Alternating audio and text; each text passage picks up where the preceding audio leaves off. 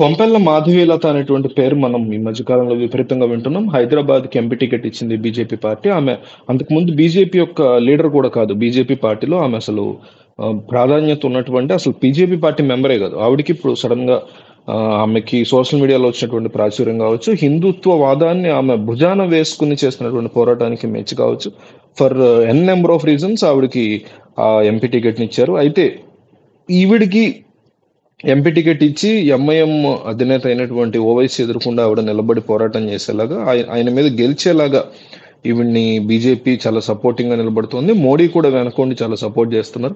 అయితే రకరకాల ఎలిగేషన్స్ ఉన్నాయి ఈ ఓవైసీ వర్సెస్ బీజేపీ వ్యవహారంలో.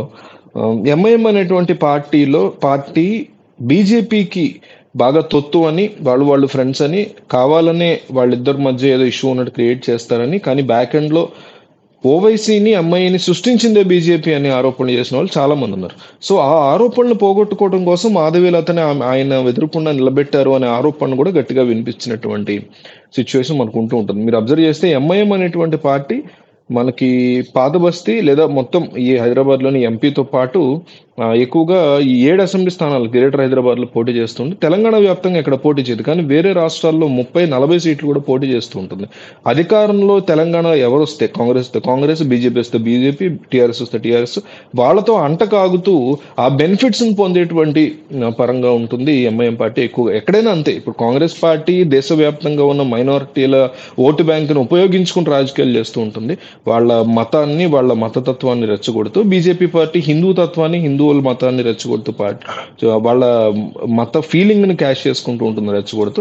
ఎంఐఎం కూడా ముస్లిమ్స్, లోకల్ గా ఉన్నటువంటి ముస్లిమ్స్ యొక్క లేదా దేశవ్యాప్తంగా ఉన్న ముస్లిమ్స్ రెచ్చగొడుతూ వాళ్ళ మతతత్వాన్ని క్యాష్ చేసుకుంటూ ఎదుగుతున్నటువంటి పార్టీ. అంత తప్ప ప్రజల కోసం పనిచేస్తున్నటువంటి పార్టీలు మూడు కూడా కాదు.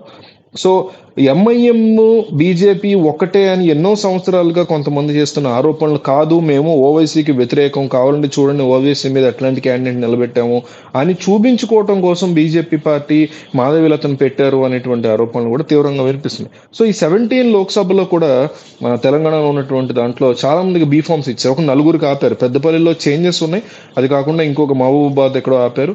ఇప్పుడు ముఖ్యంగా హైదరాబాద్ ఎంపీ టికెట్ ని కన్ఫర్మ్ చేసిన తర్వాత ఎలక్షన్ కొద్ది రోజులు ఉన్నప్పుడు బీఫామ్ అనేది ఇవ్వలేదు. బీఫామ్ ఇస్తే ఏ పార్టీ అయినా బీఫామ్ అనేది ఇస్తారు.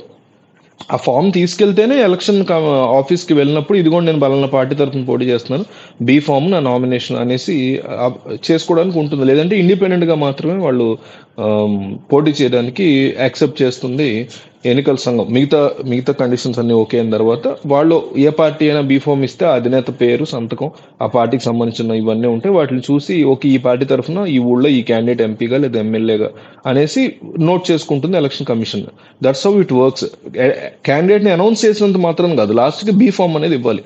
సో మాధవీలతకి బీఫామ్ ఇవ్వలేదు, సో ఆవిడ్ని పోటీంచి తప్పిస్తున్నారా అంటూ కూడా చాలా స్ట్రాంగ్ వార్తలు వస్తున్నాయి. మరి మీరు ఈ వీడియో చూసే టైంకి ఇస్తారేమో మనకు తెలియదు, కానీ ప్రస్తుతానికైతే లాస్ట్ మినిట్ సస్పెన్స్ వరకు లాగుతున్నారు.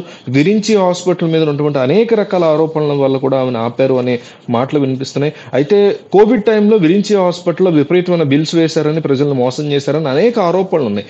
చాలా మంది నాకు తెలిసిన వాళ్ళు కూడా అట్లాగే జరిగినటువంటి సిచ్యువేషన్స్ ఉన్నాయి. అయితే మిగతా వాళ్ళు అనేది ఏంటంటే ఆవిడ సపోర్ట్ చేసేవాళ్ళు ప్రతి ప్రైవేట్ హాస్పిటల్ కూడా ఆ టైంలో అదే చేసింది కదా అని చెప్పేసి వాదిస్తున్నారు. డెఫినెట్లీ వాళ్ళకి చర్యలు తీసుకోవాలి, విరించి మీద కూడా చర్యలు తీసుకోవాలి. అట్లాగని చెప్పి వాళ్ళేమి పబ్లిక్ ప్లాట్ఫామ్ లోకి వచ్చి రాజకీయాలకు రావట్లేదు కదా, ఈవిడ రాజకీయాలకు కూడా వస్తున్నారు. సో ఎట్లా జనరలైజ్ ఎట్లా చేసేస్తాం మనం? సో ఒకరిని సపోర్ట్ చేస్తున్నాం కదా అని చెప్పేసి మనం వాళ్ళు చేసిన ప్రతిదీ కూడా మిగతా వాళ్ళు కూడా చేశారు కదా అని జనరలైజ్ చేయడం చాలా మూర్ఖపు ఆలోచన వైపు వెళ్ళడం అవుతుంది. అది ఎవరిని మీరు అట్లా చేసినా, ఏ పార్టీ నాయకుడిని చేసినా అది మిగతా వాళ్ళు చేయట్లేదా, మా ఎమ్మెల్యే మాత్రం తింటే తప్పేంటంటే వాళ్ళని ఆపాల్సిన, వాళ్ళ గురించి ఎత్తి చూపాల్సిన మీ ఎమ్మెల్యే ఎత్తి చూపకుండా ఆడు కూడా తింటుంటే దాన్ని మీరే జనరలైజ్ చేస్తే మీరు ఎక్కడ బాగుపడుతుంది, మనం ఎక్కడ బాగుపడతాం. సో అది వేరే టాపిక్. సో అందుకని ఆవిడ యొక్క బీ ఫామ్ ని ఎందుకు ఆపారనే దాని గురించి ఇప్పటివరకు క్లారిటీ అయితే లేదు. గడిచిన 48 గంటలుగా తెలంగాణ వ్యాప్తంగా, హైదరాబాద్ వ్యాప్తంగా ఇదే డిస్కషన్ నడుస్తుంది. సో ఈవిడ బీ ఫామ్ గురించి మీకున్నటువంటి నాలెడ్జ్ లో కామెంట్ చేయండి.